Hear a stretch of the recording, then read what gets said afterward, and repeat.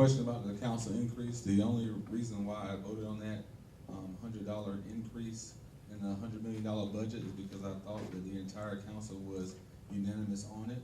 If I didn't believe that, and I didn't believe that was true, I would not have voted for it. Be honest, I mean, after the city council, they take out taxes. I don't even know how much I get in that paycheck. I don't even know when we get it. And Friday? This Friday? Okay, I'll look out for it. So I think this is one of those issues that, you know, the sky's falling, we've made to see it. We gotta understand our budget process. Our budget process is presented to us in the city council, then the public hearing happens, the public comes out and speak, then based upon that information, the budget can be tweaked up until the time the city council passes it. Nobody came out to the public hearing. There was a lot of things that happened that night. We hear about the pay raise and that's everything concentrated on. We passed on $200,000 for lighting and security cameras. And that, I guess, quote unquote, was last minute. Put $100,000 in economic development. That was quote unquote last minute. What people don't talk about, is talking about that $100 increase for council members, that we got rid of a $150,000 contingency fund that was going to be used to me as like a slush fund for council members for special district projects. So that was got rid of that night. That was always in the city council budget. So there's a lot of changes that happen in that process. So you got to be careful. You know, it sounds good to come out and say the council gave itself a pay raise, which everyone knows that's the only way legislatively we can do it. We can't pass a pay raise for the next city council that comes on. So, like, again, it's misinformation that's been put out there. When I first decided to run for office in 2009, I thought it was a volunteer position.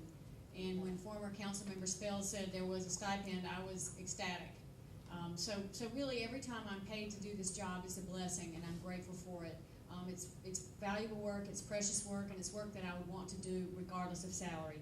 At the same time, I think it's very important that we realize that if we do not compensate representatives, what we're going to do is we're going to leave representation to two groups. One are our retirees, and they're great folks, and they bring so much to our community, and definitely they're valued, and their role is valued. A lot of times they have pensions or some kind of ability to not have to get out and work.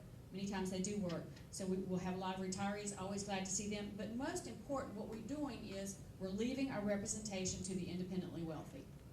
I believe that democracy is too important to be left only to people who have enough money that they can do it.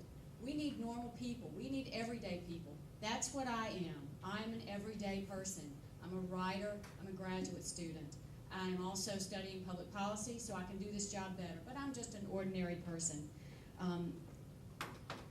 Modest pay allows a greater commitment of your representation. I know that having that modest pay allows me, instead of scrambling and hustling for freelance assignments and more projects, I'm able to say, okay, I don't have to hustle in this area. I can spend more time on my city council duties and be more professional about it. I do think, however, the process, whenever a pay raise is voted, is that it should be done with openness and public knowledge. The question was not worded exactly this way tonight, but in other debates and forums, the question has been worded: why was the public not allowed? Why was this done at the last minute when the public had no opportunity for input? That really is the key question. And I've heard Mayor Thomas, I've heard my opponent, I've heard Max Joyner respond to this, and they talk about the budget process or the tax rate or the merits of the pay increase or on and on. But the key question is, why was this done at the last minute with zero opportunity for public input? Why did the council do that? And why did not Mayor Thomas, who didn't vote because the votes were there, why did he not say, hey, wait a minute, council, I recommend we wait and let the public have input on it? That is the key question, in my view. And once you have public input, then you can have, and put it out there for display. You can get that input. You can have a discussion about what the pay should be. Everybody can look at what the options are. You can look at what other cities do. And, you may very well vote to increase the pay, but not with zero public input. All right, thank you. It's good, always a good question. I've received thousands of salary questions in my career.